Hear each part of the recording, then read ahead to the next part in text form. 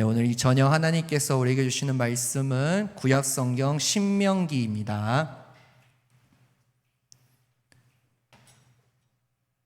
신명기 6장 4절부터 9절까지의 말씀입니다. 신명기 6장 4절부터 9절 말씀입니다. 구약성경 신명기 6장 4절부터 9절 말씀입니다. 네, 우리 다 함께 찾으셨으면 우리 말씀 다 같이 읽겠습니다. 이스라엘아 들으라, 우리 하나님 여호와는 오직 유일한 여호와이시니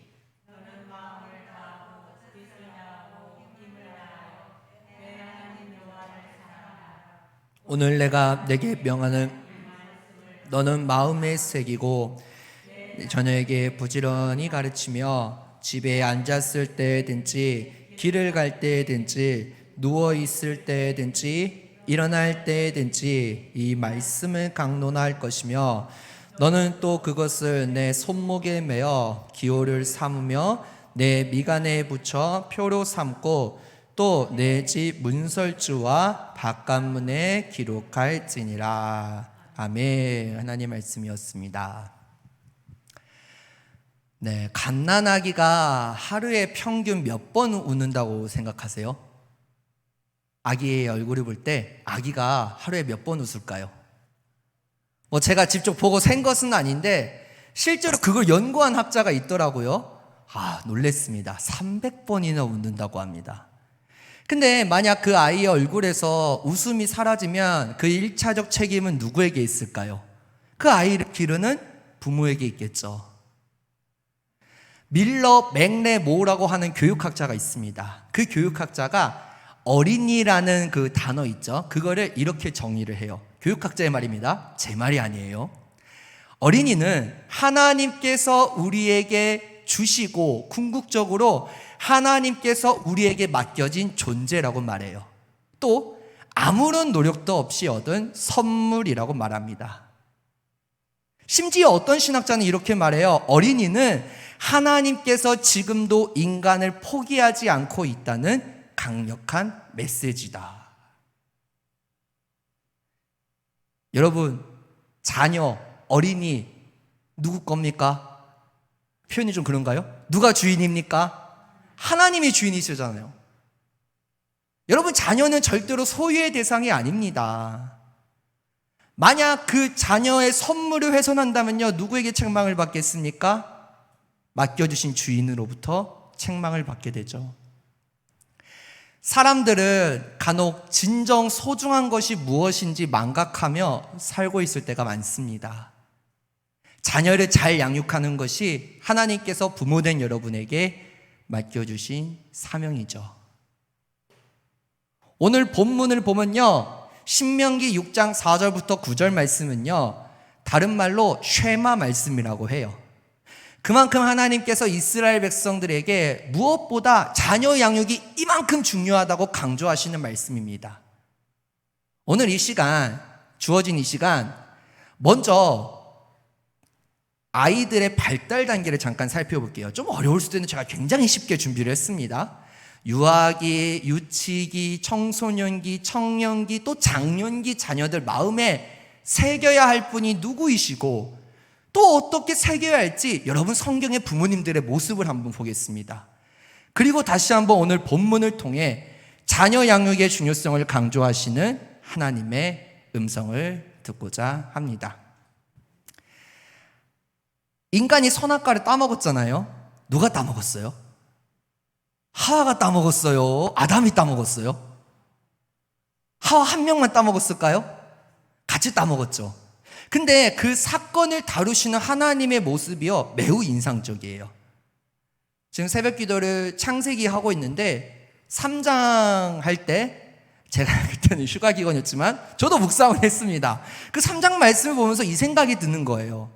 여러분, 이런 생각을 한번 해봤습니다. 하나님께서 왜 선악과를 따먹으라고 먼저 건네준 하와가 아닌 아담에게 찾아가 그 책임을 물으셨을까요? 아니, 하나님께서 모르셨을까요? 아세요. 하와가 아담에게 어머 자기 이것 좀 먹어봐. 아유, 다 넘어갑니다.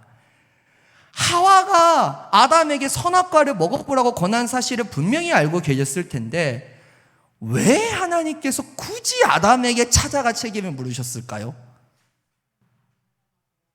하나님께서 아담에게 말씀하셨기 때문에. 네, 그 말씀도 맞습니다. 근데 저는 묵상을 하면서 이런 답을 얻었어요. 하나님께서 아담에게 먼저 말씀하셨기 때문에. 말씀 맡은 자로서 책임이 있어요. 따먹지 말라 하면은 아무리 하와가 유혹해도 하나님의 말씀이라면 지켜 순종해야 되잖아요. 나중에 하나님 앞에 섭니다. 아담아, 너 왜 따먹었냐? 제가 따먹었습니다. 이러면 인간 세상에 죄가 없었겠죠. 진짜 그 말씀 보면서 저는 정말 억울했어요. 아니, 그냥 하나님 제가 잘못했습니다 하면 끝날걸.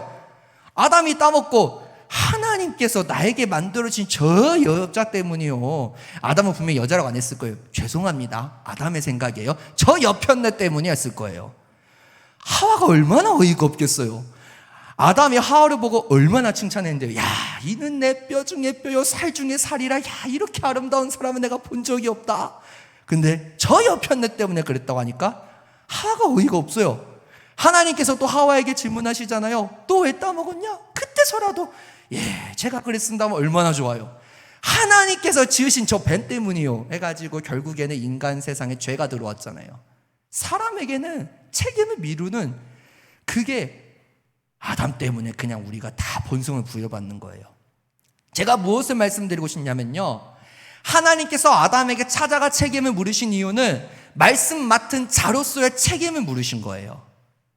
여러분, 성경은요, 창세기부터 요한계시록에 이르기까지 일관되게 하나님의 말씀을 먼저 받은 자가 누리는 은혜와 동시에 책임을 물으십니다.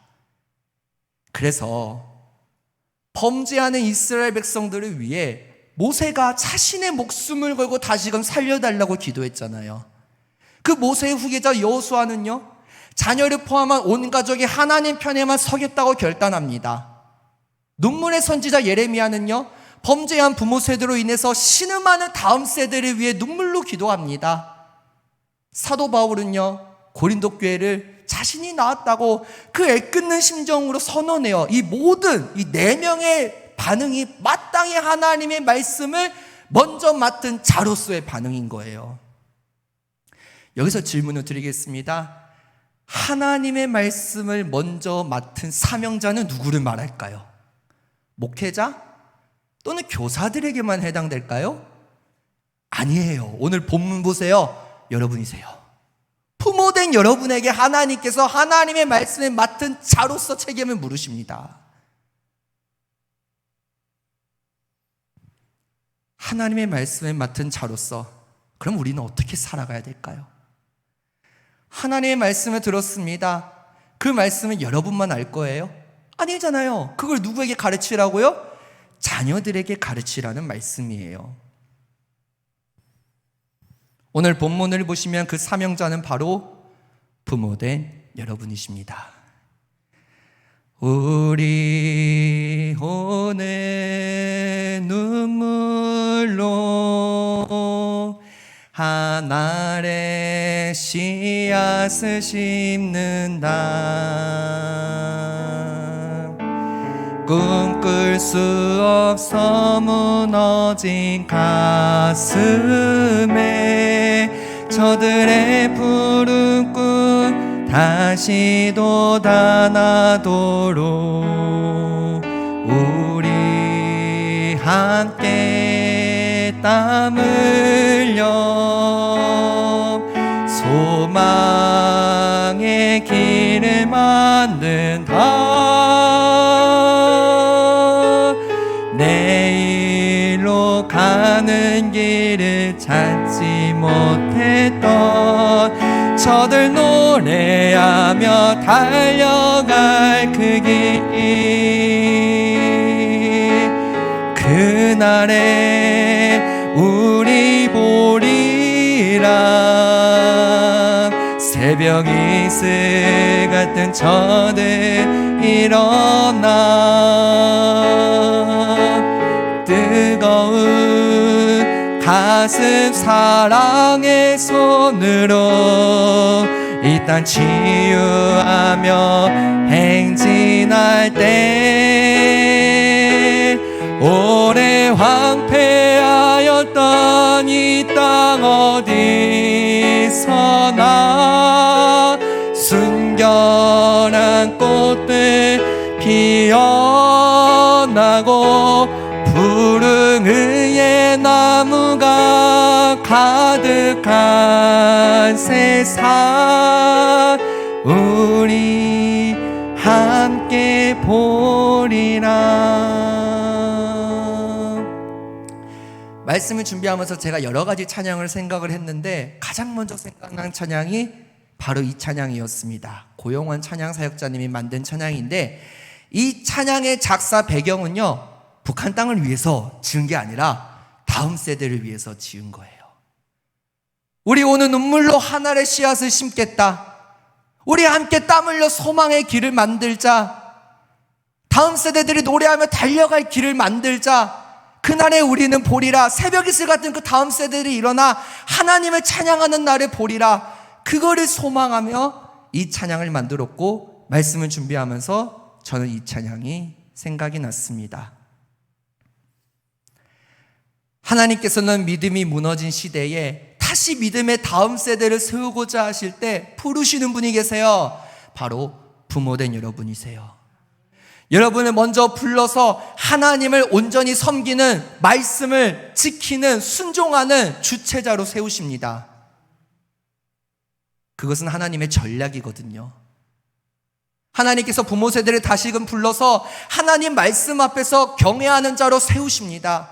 그 부르심 앞에 오늘 우리가 나왔습니다. 그 부르심에 여러분 어떻게 반응하시겠습니까? 자녀들을 위해, 다음 세대를 위해 함께 땀 흘리고 눈물로써 씨앗을 심으라고 말씀하시는 그 말씀 앞에 여러분 어떻게 반응하시겠습니까?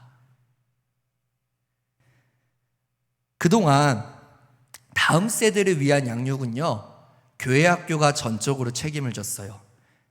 일주일에 총 168시간이 주어지거든요. 계산은 다 있습니다. 이 168시간 중 딱 1시간 교회에서 우리 아동부 주일부 11시부터 12시, 청년부 요새 1시 50분부터 시작하거든요. 1시 50분부터 3시까지 이 주어진 시간 양육하는 게 고작이에요. 교회 학교가 할 수 있는 건. 일주일 중 이 1시간이 아니라 만약 일주일 내내 자녀의 신앙 양육이 이루어지게 하기 위해서는 어디에서 교육을 해야 할까요? 여러분, 가정에서 그 교육이 이루어져야 돼요. 가정에서의 신앙 교육이 이루어져야 됩니다. 부모는요, 자녀를 양육하는 신앙의 교사로서의 사명을 감당해야 돼요. 자녀들에게 신앙을 전수하는 사명을 주셨어요. 여러분, 그 교사로서의 사명 어떻게 또 얼마나 감당하십니까? 교회에서만 하면 됐지, 집에서 우리가 뭘 하면 돼. 아니에요. 정말로 중요합니다. 교회에서의 신앙교육 제가 중요하지 않다는 말씀이 아니에요. 그만큼 가정에서의 신앙교육이 그 무엇보다도 중요하다는 겁니다. 여러분, 가정에서 신앙교육 어떻게 하세요? 그냥 식사 시간에 기도해, 교회 나와야지, 이렇게만 하십니까? 오늘 제가 알려드릴게요. 가정에서의 신앙교육을 어떻게 하는지. 부모님들은요, 자녀들을 하나님 나라의 제자, 예수님의 제자화라는 사명이 있어요. 소명을 주셨어요. 그러면 그거 어떻게 감당합니까? 알려드릴게요. 성경에 나오는 부모님들이 있어요. 먼저 여러분, 유아기의 신앙교육은 어떻게 하면 될까요? 유아기, 그 어린아이들에게 어떻게 하나님의 말씀을 가르치실래요? 저보다 전문가를 모셨습니다. 영상을 한번 틀어주세요.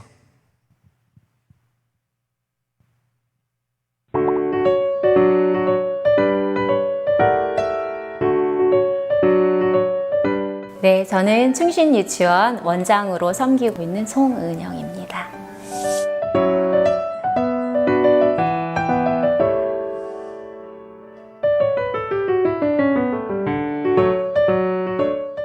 우리 아이들의 신앙교육을 위해서 발달 그 단계를 이해하는 것, 그 특징을 이해하는 것이 참 중요하다고 생각합니다. 사회학자인 에릭슨은 인간의 발달 단계를 8단계로 나누어서 설명을 합니다. 그 중에서 특별히 이제 초등학교 취학하기 전에 그 아이들을 이제 성장 발달 과업 중에 이제 신뢰감을 형성하는 것, 그 다음에 자율성을 성장시키는 것, 주도성을 성장시키는 것, 이것을 중요한 발달 가업을 갖는 시기라고 봅니다. 그래서 이 시기의 아이들은 내가 할 거야, 스스로 해보도록 하는 기회들이 참 중요하고, 또 인지 발달적인 측면에서 봤을 땐 아직 그 형식적인 조작이 어렵습니다. 구체적인 사물을 또는 이미지화된 것들을 보고 성장하게 됩니다. 그래서 신앙 교육도 우리 이 시기의 아이들에게는 이미지화된 것들로 보여주는 것. 그래서 특별히 교회학교에서 유아 유치부들은 다 구체물을 가지고 보여주는 시청각 자료들로 설교들을 해주십니다. 그래서 특별히 가정에서 신앙 교육을 할 때 이 시기에는 보여주는 것이 필요합니다. 우리 모델이 되어 주셔야 된다 그랬죠?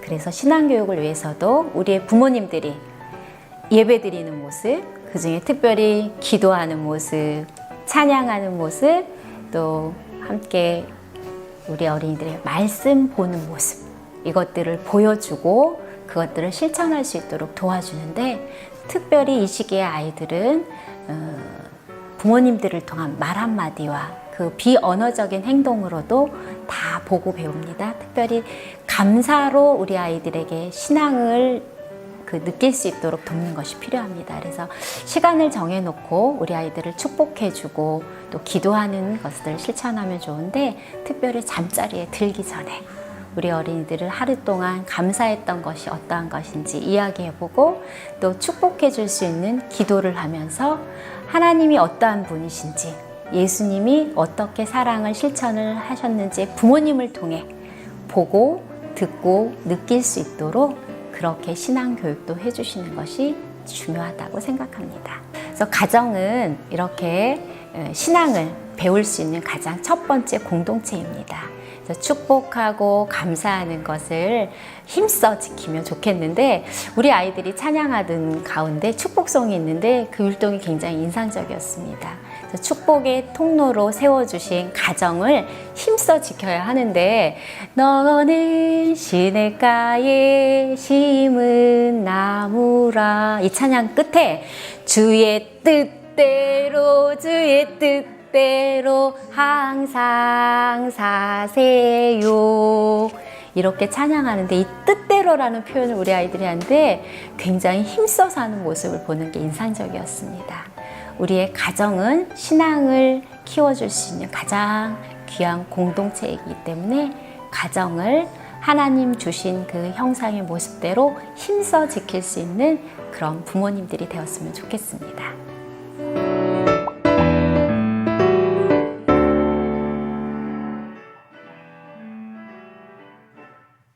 네, 우리 영상에 나온 축복송 아시는 분 한번 같이 찬양하기를 원합니다.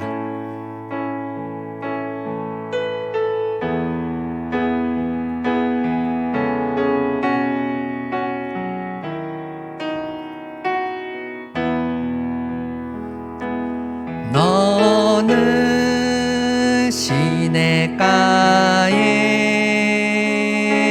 심은 나무라, 하나님의 사랑 안에 믿음 뿌리 내리고, 주의 뜻대로 주의 뜻대로 항상 사세요.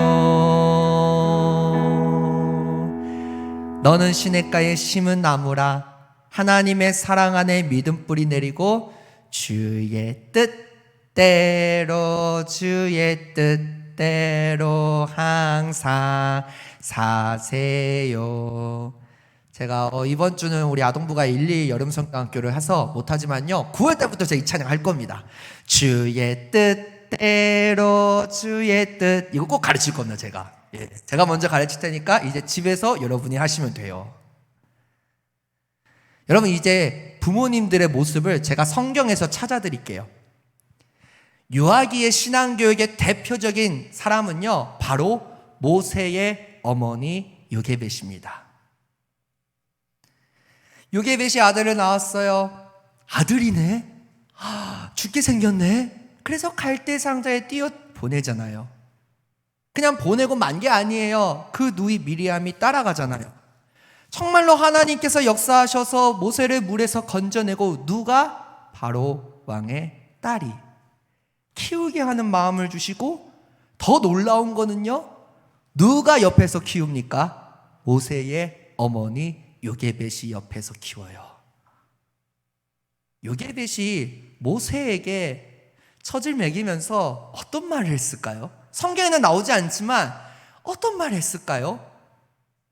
제가 아직 부모는 안 돼봤지만 만약에 요게벳이라면 그렇게 저는 축복했을 거라고 생각합니다. 모세야, 너는 애굽 사람이 아니야. 너는 히브리인이야. 너는 여호와 하나님을 믿는 자녀야. 너는 왕이 될 사람이 아니야. 너는 하나님의 자녀야 하면서 옆에서 계속해서 지속적으로 말씀을 가르쳐줬을 거예요. 하나님의 자녀로서, 하나님의 백성으로서 하나님의 뜻을 이루는 자녀가 되기 위해 젖을 물리면서 항상 그 말씀을 했을 거라고 봅니다. 아까 영상에도 봤지만요, 유아기의 신앙 교육은요, 부모가 모범이 되는 거예요. 옆에서 지속적으로 계속해서 말씀을 가르쳐 주는 겁니다. 유아기는 넘어가고 유치기 한번 살펴볼게요. 유치기의 대표적인 성경의 부모는요, 바로 사무엘의 어머니 한나입니다. 한나가 사무엘을 어떻게 낳았어요? 한나의 그 아픔을 아시잖아요. 남편이 있는데 그때는 또 아내가 한 명이 아니라 여러 명이 있어가지고 자식을 낳아야만 사랑받을 수 있는 환경이었어요. 분인다라는 사람은 계속 자식을 낳는데 한나가 자식이 없으니까 남편도 한나를 더욱 사랑했거든요. 그래서 한나가 성전에 나와서 뭘 기도했습니까? 하나님, 내게 자녀를 주세요. 하나님, 내게 자녀를 주세요. 자녀를 주신다면 내가 그 자녀를 하나님께 바치겠습니다. 얼마나 간절하게 기도했으면 제사장이 볼 때 술 취한 여자로 봤을까요? 얼마나 간절하게 기도했으면. 그렇게 해서 한나는 사무엘이라는 아들을 얻게 되죠. 그리고 정말로 서원한 그대로 그 사무엘을 젖을 떼자마자 엘리 제사장 옆에서 하나님을 섬기는 자로 서원해서 온전히 하나님께 맡겨요. 사무엘이 젖을 떼자마자면 유치기겠죠. 유치기는요, 오감과 상상력 막 성품이 활발하게 발달해가지고 막 여러 가지 다 하고 싶어요. 하지만 왜 하면 안 돼? 이거 할 거야? 막 계속해요. 말려도 안 돼요. 유치기 때 신앙 교육은요, 정말로 중요한 거는요, 그냥 내버려 두라는 게 아니라 하나님의 말씀도 가르쳐 주지만 그 하고 싶은 거를 하나님께서 하고 싶은 걸로 바꾸세요. 지금 말이 어려운데 쉽게 말씀드릴게요. 만약에 지금 우리 주일부에도 유치기 아이들이 있어요. 그 아이들이 말씀을 안 듣고 막 그러고 막 헌금통도 막 집어던지고 그래요. 저는 근데 그 부분에 대해서는 따끔하게 한마디 딱 한번 했는데 생각해보니까 저도 회개해야겠네요. 그러면 안 되는데, 혼내면 안 되는데. 어쨌든 그럴 때는요, 이러면 안 돼. 하나님께서 좋아하시는 거는 이거야 알려주면요, 에이 몰라요, 에이 안 들을래 해도 다 듣습니다. 다 들어요. 다 들어요. 진짜 다 듣더라고요. 한나는요, 어떻게 사무엘을 하나님께 바칠 수 있었을까요? 사무엘이 누구의 자녀입니까? 한나의 자녀예요? 아니에요. 서원에서 받은 하나님의 자녀예요. 하나님께서 사무엘의 주인인 거를 알기 때문에 기꺼이 맡겼습니다. 오늘 그런 한나 같은 부모님을 찾으세요. 하나님께서는 정말로 자녀의 소유권이, 자녀의 주인이 하나님께 있음을 고백하라는 거예요. 말로만 하지 말고 보여주라는 겁니다. 그렇다고 막 서운하라 그런 뜻은 아니고, 너의 인생의 주인은 하나님이란다. 너는 내 자식이지만 너보다 너를 더 사랑하는 분이 계셔. 그분이 하나님이시란다. 이걸 알려주라는 거예요. 온전히 하나님께 맡긴다는 거는요, 그 자녀가 하나님을 섬기고 예배할 수 있는 환경을 만들어줘야 돼요. 여러분, 제가 예전이었죠. 한 가정의 달 때 가정예배 순서지 만들었던 거 혹시 기억하시나요? 그거 정말 열심히 들으셨어요? 제가 이런 질문 하면 안 되는데. 그냥 여러분 자신에게 질문 드릴게요. 답은 하지 마세요. 하나님께 하세요. 제가 그거를 준비하면서 목사님께 보고 드릴 때도 가정 예배가 그만큼 중요하다는 것을 우리 성도님들이 조금이라도 알기 위해서 목사님께 보고를 했는데, 목사님도 가정의 달에 딱 맞다라고 해서 제가 가정 예배를 1주차, 2주차, 3주차 해가지고 다 다르게 만들었어요. 가족이 함께 예배 드릴 수 있도록 손위에 같은 것도 다 넣었어요. 물론 참여해 주신 분들 당연히 감사합니다. 그만큼 가정 예배가 중요하다는 거예요. 가정에서 예배할 수 있는 환경을 만들어줘야 돼요. 그리고 부모가 먼저 모범을 보이라는 겁니다. 그게 바로 자녀의 삶을 하나님께 맡기는 자의 삶이에요. 유치기를 살펴봤습니다. 이제 아동기와 청소년기, 우리 학생들 몇몇 보이는데, 아동기와 청소년기 자녀 양육의 성경적 모형은요, 저는 딱 이분밖에 생각이 안 났어요. 예수님의 어머니 마리아예요. 이때 아동기, 청소년기의 특징은요, 각자 뭔가 독특한 특성이 있어. 다 독특한 특성이 있어서 저거 내 배로 낳은 자식인가? 이해가 안 되는 때가 엄청 많아요. 근데 그 독특한 특성까지 다 이해해 줘야 돼요. 그거는 아이들이, 학생들이 볼 때, 그걸 볼 때 엄마 아빠가 나를 사랑하는구나, 그때서야 느껴요. 맨날 혼내면요, 너를 사랑해서 혼내는 거야, 절대 그때는 그게 마음에 전혀 머리에 들어오지 않아요. 개성을 존중하고 배려해주고 아이들이 하고 싶은 대로 해주고, 다만 그래도 말씀은 계속적으로 가르쳐줘야 됩니다. 청소년기, 사춘기, 감정의 높낮이 폭이 크고, 이 사춘기 때문에 대화를 안 해요. 제가 청소년 교육이라는 과목을 장신대 교육대학원 공부하면서 제가 배우게 됐는데, 왜 청소년들이 사춘기가 되면 부모랑 대화를 안 하는 줄 아세요? 말해도 소용없으니까.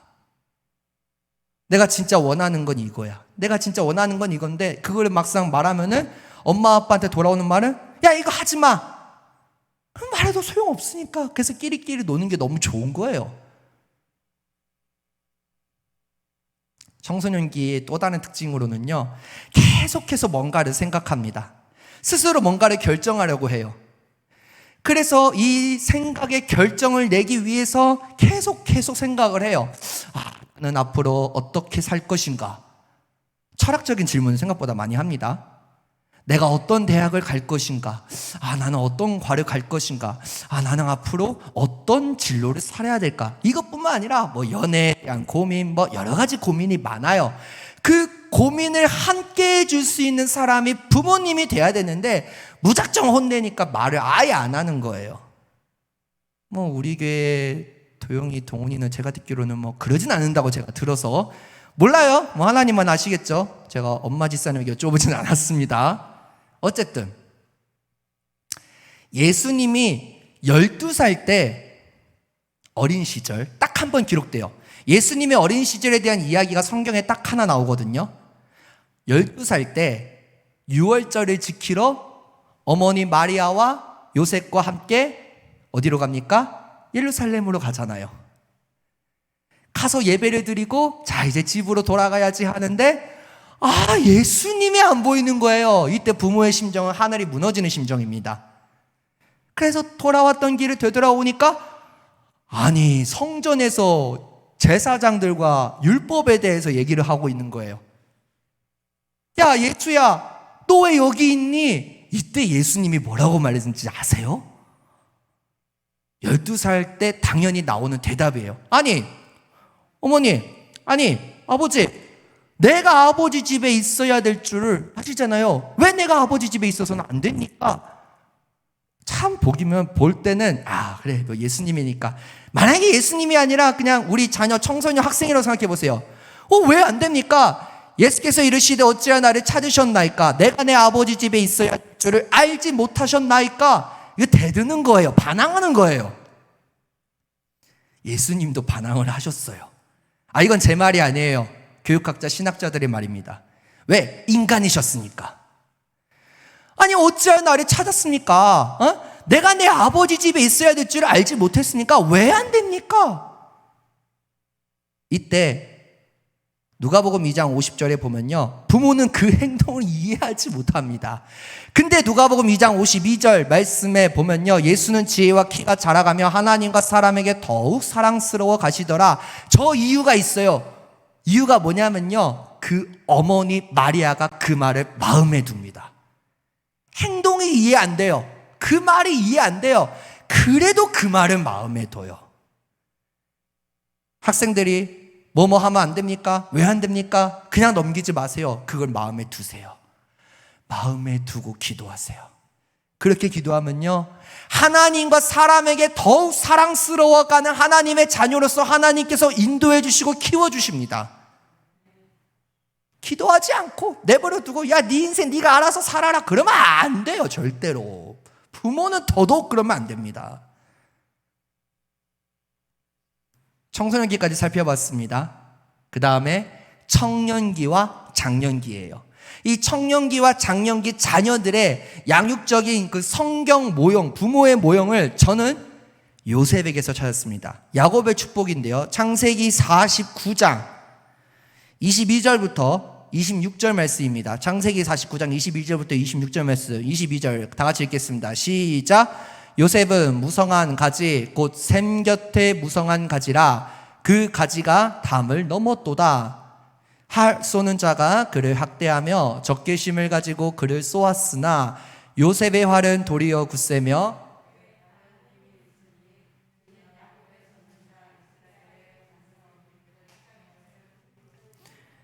내 아버지 하나님께로 말미암나니 그가 너를 도우실 것이요 전능자로 말미암나니 그가 내게 복을 주실 것이라. 위로 하늘의 복과 아래로 깊은 샘의 복과 젖먹이는 복과 태의 복이리로다. 내 아버지의 축복이 내 선조의 축복보다 나아서 영원한 산이 한없음 같이 이 축복이 요셉의 머리로 돌아오며 그 형제 중 뛰어난 자의 정수리로 돌아오리로다. 누구의 축복이에요? 야곱의 축복이에요. 요셉이 성인이 되었어요. 그 성인이 된 요셉을 뭐라고 축복합니까? 한마디로 요셉아, 너는 샘 곁에 피어나는 자라나는 무성한 가지란다. 근데 이 가지의 특징이 두 가지가 있어요. 하나는 샘 곁에 심겼다는 것이고, 다른 하나는 그 가지가 담을 뛰어넘어 자란다는 거예요. 여기서 말하는 담이 뭘까요? 장애물입니다. 걸림돌이에요. 햇빛을 가리거나 가지가 자라날 때 막잖아요. 담이 얼마나 높으면 가지가 자라는데 이렇게 막잖아요. 청년들의 삶은요, 저도 청년이지만 장년들의 삶은요, 너무나 많은 현실 때문에 이 담에 막혀 있어요. 결혼 문제도 그렇고 진로 문제도 그렇고 취업 문제도 그렇고 대학 문제도 그렇고 뭐 여러 가지 여러 문제들 때문에 담에 막혀 있어요. 그래서 좌절하고 절망하고 결국에는 하나님을 떠나요. 그렇게 어린 시절에 유아기, 유치기, 아동기, 청소년기 이렇게 신앙이 좋았던 아이들이 왜 대학생이 되면 교회를 떠나냐면요, 그 담을 해결할 방법을 모르기 때문에.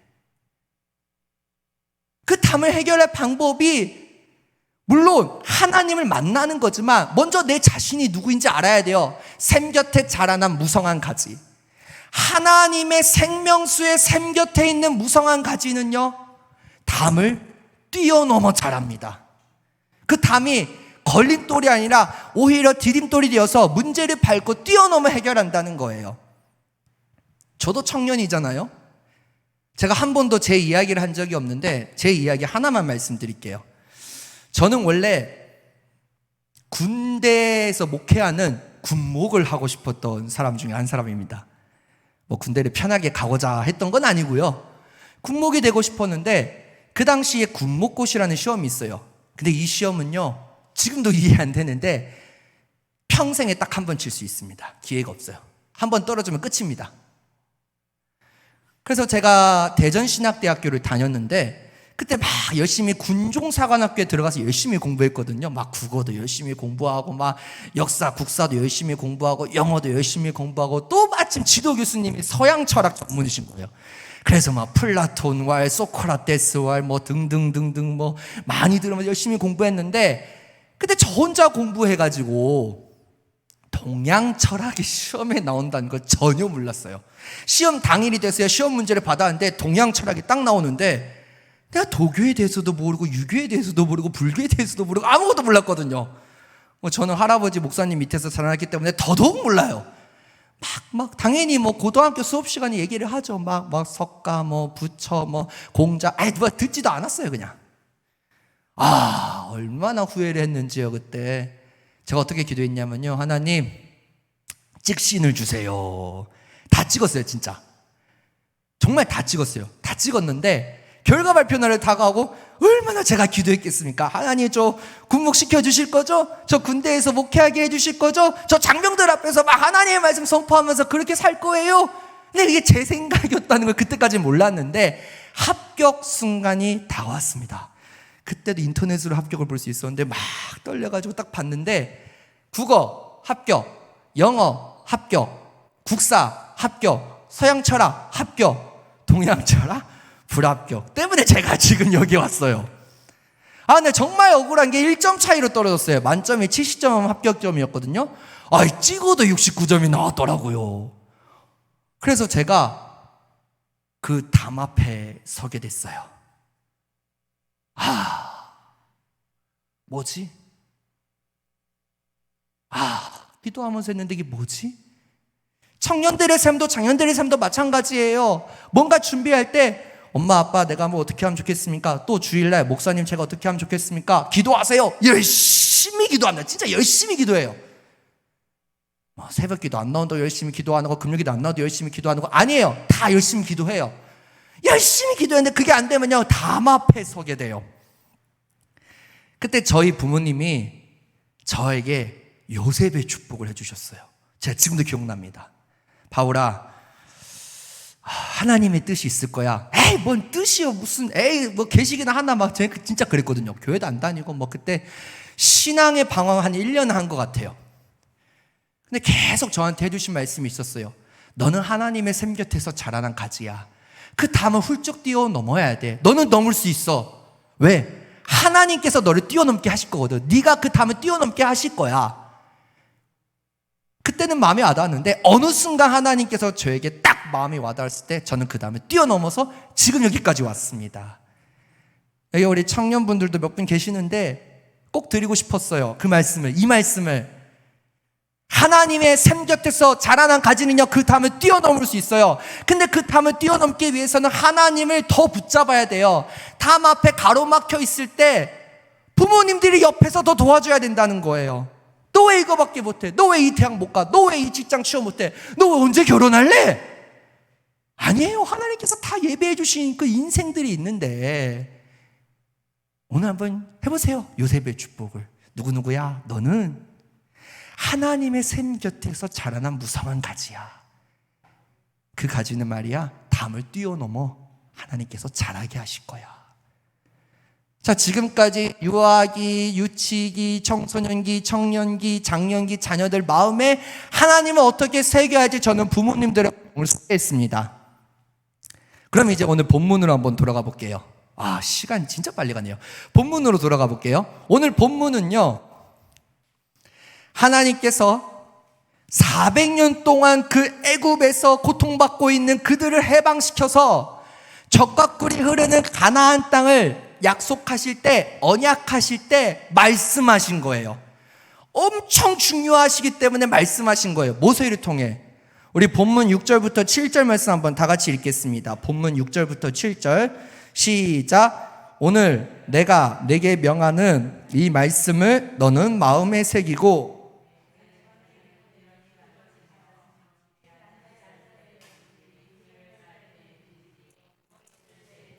일어날 때든지 이 말씀을 강론할 것이며, 한마디로 말씀드릴게요. 가정 안에서 자녀들에게 부지런히 하나님의 말씀을 전하기 전에 부모가 먼저 그 말씀을 머리가 아닌 마음으로 새기라는 거예요. 마음으로. 말씀을 마음에 새긴다는 게 뭘까요? 그 말씀을 온전히 믿고 온전히 신뢰하는 겁니다. 부모가 먼저 보여주라는 거예요. 뭘로? 삶으로.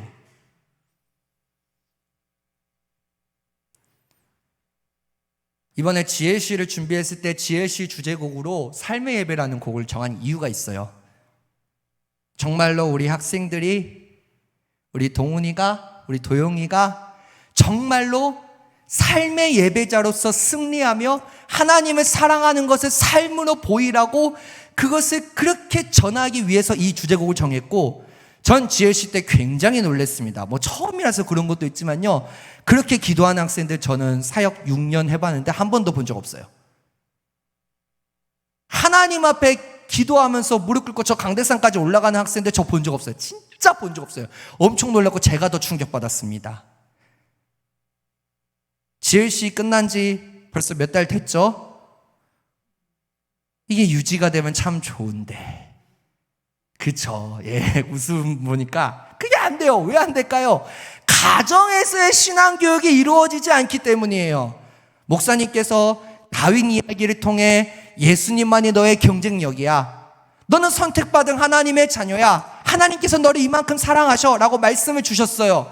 열심히 기도했습니다. 하나님을 만났어요. 근데 집에 돌아오니까 말짱도루묵. 왜? 부모가 먼저 그 말씀을 삶으로 보이지 않기 때문이에요. 만약에 진짜 여러분 중에 한 부모님이 그 말씀을 삶으로 보이면요, 저는 GLC의 하나님 나라 가는 날까지 유지될 거라고 봅니다. 말씀은 뭘로 보이라고요? 삶으로 보이라는 거예요. 부모가 삶의 우선순위와 그 말씀을 모범대로 산다면요, 자녀는 신앙을 지식이 아닌 진리로 받아들이게 됩니다. 어려운 말을 썼습니다. 신앙은 지식이 아닌 진리다. 근데 이것을 어떻게 경험시킬래요? 어려움이 왔어요. 삶의 위기가 왔어요. 그때 여러분만 무릎 꿇지 마시고 자녀들도 함께 기도하는 자리에 와서 앉히고 같이 무릎을 꿇게 해서요. 그래서 기도하세요. 하나님께서는 기도하는 자의 소원을 반드시 들어주십니다. 반드시. 즉각적은 아닌데라도 반드시 응답하세요. 그거를 자녀가 경험하잖아요. 그러면은 그 하나님을 내가 말로만 귀로만 듣던 분이 아니라 내가 직접 경험한 하나님으로 만나기 때문에 나중에 자라나면서 어려움이 왔을 때 자기도 모르게 부모님처럼 무릎을 꿇고 기도합니다. 여러분, 자녀들이 원하는 모습이 그거 아니에요? 기도하는 자녀. 기도하는 자녀, 기도하는 부모가 그렇게 만듭니다. 그래서 그 자녀가 삶의 위기가 왔을 때 하나님, 내가 기도하면 내 기도를 들어주셨지, 그 하나님께 내가 다시 구합니다 라고 기도할 때는요, 고난 중에 더 크신 하나님을 다시금 가까이서 만나게 됩니다. 지금까지 살펴보았듯이 하나님께서는 다음 세대를 세우고자 하실 때 먼저 부모 세대를 부르세요. 그래서 한마디로 믿음으로 살아내라, 말씀으로 살아내라 라고 말씀하십니다. 그 말씀으로 살아낸 부모님들의 가정에 자라나는 자녀들은 자동적으로 하나님의 자녀로 자라나게 된다는 거예요. 제가 아까 청소년 교육에 대한 이야기도 했는데, 지금은 결혼 준비하면서 휴학 중이라서 제가 지금 공부를 못하고 있지만, 지난 2학기 때 가정교육이라는 수업을 제가 들었거든요. 아까 제가 막 주구절절 풀었던 것도 다 제가 수업 시간에 들은 거를 설교화 시킨 거예요. 그때 교수님께서 하신 말씀이 생각이 나서 이 말씀을 꼭 나누겠습니다. 그리고 예화로 넘어갈게요. 여러분, 그리스도인으로서 회심하셨습니까? 회심이라는 단어 들어보셨어요? 회개라는 단어만 들어봤지. 회심이 뭘까요? 하나님께 돌이키는 것. 근데 그냥 돌이키는 게 아니라 내 인생을 완전히 하나님께 돌이키는 것이 회심이에요. 그래서 회심은 예수 그리스도를 영접하는 영접 기도를 할 때 그 단 한 번 일어납니다. 여러분 다 그리스도인으로서 회심하셨습니까? 회심했는데도 우리가 왜 죄를 지을까요? 인간이니까. 그래서 우리가 매일 엎드려서 기도하는 게 회개잖아요. 일상적으로 반복하면서. 회심과 회개의 차이점은요, 회심은 단 한 번 일어납니다. 회개는 계속해야 돼요. 하나님 나라 들어가는 그날까지. 우리는 연약하기 때문에. 여러분 다른 질문 드릴게요. 부모로서 회심하셨습니까? 자녀의 주인이 하나님이신 거를 말로는 고백해요. 인생의 모든 주인이 하나님이신 거는 말로는 고백해요. 근데 진짜 자녀가 처한 현실, 진학, 취업, 결혼, 여러 가지 당면한 현실 앞에 정말로 예수님이 그 자녀의 주인이시라고 고백하느냐 말입니다. 정말로. 말로만 하는 것이 아니라.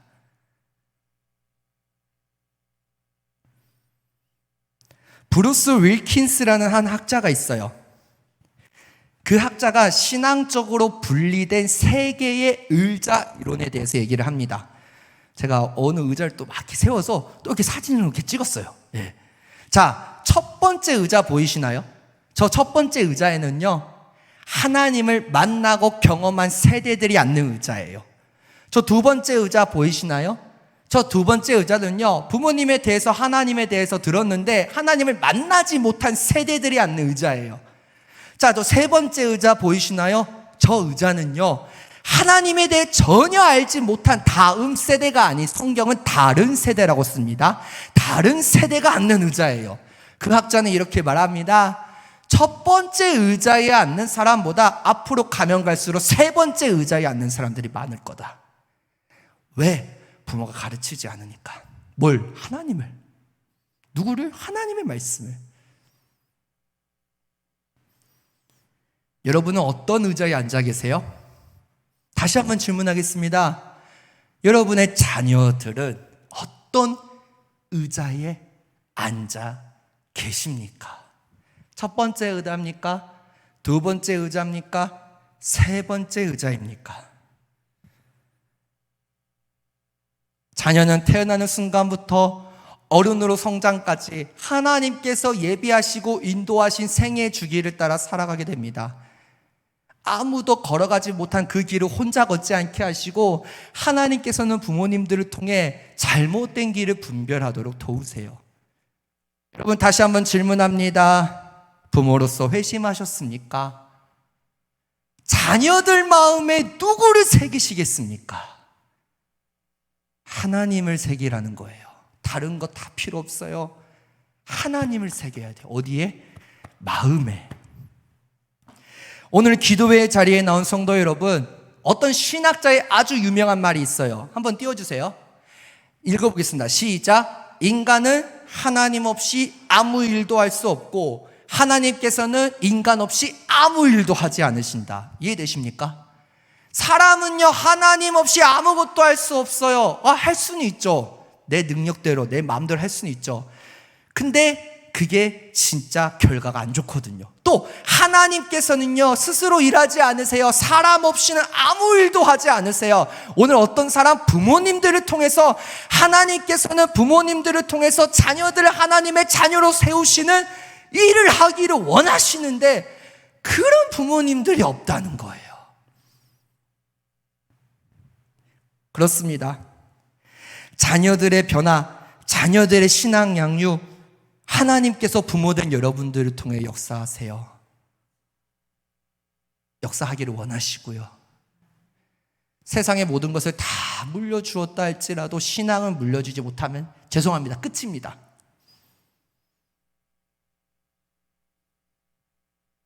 여러분 혼자 천국에 가면 얼마나 억울해요. 자녀들이 고통받는 걸 못 보잖아요, 부모가. 하나님은 공평하신 하나님, 또 공의로우신 하나님이시기 때문에 죄인은 용서하지 않으세요. 만약에 자녀들이 하나님을 믿지 못하면요, 그 책임은 반드시 부모님에게 물으십니다. 여러분이 먼저 하나님을 바로 믿고 바로 사랑하고 바로 섬겨야 돼요. 내가 먼저 하나님을 바로 믿고 바로 사랑하고 바로 섬기는 모습을 집에서 보여주잖아요. 교회에서의 엄마 아빠랑 집에서의 엄마 아빠가 다르니까 자녀가 하나님을 안 믿는 거예요. 같아봐요. 믿어요. 엄마 아빠가 믿는 하나님 나도 믿을게. 이 고백이 나올 수밖에 없어요. 저 영광의 나라에 들어가는 그날까지 같이 들어가셔야죠. 자녀들과 함께. 만약에 믿는 자녀들은요, 하나님의 자녀로 서는 그날까지, 믿지 않는 자녀들은요, 예수님을 만나는 그날까지 쉬지 않고 포기하지 않고 기도하라고 말씀하세요. 예수님께서 누가복음 23장 28절 말씀, 예수께서 돌이켜 그들을 향하여 이르시되 예루살렘의 딸들아 나를 위하여 울지 말고 너희와 너희 자녀를 위하여 울라. 예수님께서 십자가를 지고 가실 때 말씀하신 거예요. 여러분, 저 말씀에 얼마나 순종하십니까? 어떻게 순종하십니까? 오 주님 나를 붙드시며 내 영이 소생하리. 그 크고 귀한 사랑의 풋 갈 길을 일러주네. 주님이 가신 골고다의 언덕에 내가 서서 주님 하신 행적 따라서 그 뒤를 이으리라. 가다가 지쳐 쓰러지면 주 이름 부르겠네. 여호와 나의 하나님 응답해 주시리라. 자녀를 키우다 보면요, 가다가 지쳐 쓰러질 때가 많아요. 하나님, 내 자녀는 왜 이럴까요? 하나님, 내 자녀는 왜 이럴까요? 그럴 때 여러분 주님의 이름을 부르세요. 여호와 하나님께서 반드시 응답해 주십니다. 마지막으로 이 말씀 읽겠습니다. 사무엘상 12장 23절 말씀에 사무엘의 고백입니다. 나는 너희를 위하여 기도하기를 쉬는 죄를 여호와 앞에 결단코 범하지 아니하고 선하고 의로운 길을 너희에게 가르칠 것인즉 나는 너희를 위하여 기도하기를 쉬는 죄를 여호와 앞에 결단코 범하지 아니하고. 이 고백이 여러분의 고백이 되세요. 물론 사무엘은 이스라엘 백성들을 위해서 기도합니다. 선지자로서. 근데 여러분, 다르게 말씀드릴게요. 나는, 부모된 여러분은 우리 자녀를 위하여 기도하기를 쉬는 죄를 하나님 앞에 이제는 범하지 마세요. 만약에 범했다면 여러분 회개하기를 원합니다. 부모로서 또 다른 소명은 자녀를 위해 기도하는 소명입니다. 말씀을 정리하겠습니다. 우리 하나교회 공동체에 속한 모든 부모님들, 모든 자녀들이 다 하나님의 자녀로, 하나님의 백성으로, 하나님의 사람으로 서는 그날까지 우리 이제 노력합시다. 함께 땀을 냅시다. 눈물로 하나의 씨앗을 심읍시다. 만약에 내가 그렇지 못했다면 우리 이 시간 회개하기를 원합니다. 우리 찬송가 280장 찬양하겠습니다.